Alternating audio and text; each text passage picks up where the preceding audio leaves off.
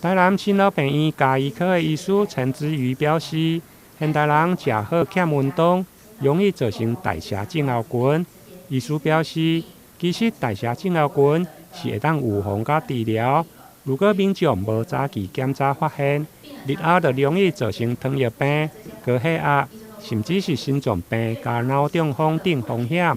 医师表示，其实判断代谢症候群真简单，对腰围、血压、血糖、加三酸甘油酯等是毋是有红字，就要来注意。代谢症候群并不是指单一一个疾病，它是指我们身体的某些状况有了红字以后，我们整个的一个组合，包含我们的腰围过胖，我们的血压过高，但是又还不到高血压，还有我们的血糖超过了100，但是又还不到糖尿病，那还有我们的高密度胆固醇以及我们的三酸甘油酯的异常，但是都还不到要吃药的阶段。那在这个阶段的时候呢，其实医生的介入，我们会提早第一个知道我们的数字的异常，第二个知道我们要怎么样的改善。好，那它的这5个异常里面有3个异常，我们就会称为代谢症候群。其实我们现在的观念是早期发现、早期治疗，并不是疾病的一开始已经到要用药的时候再来找我们。代谢症候群未来其实会发展成就是糖尿病、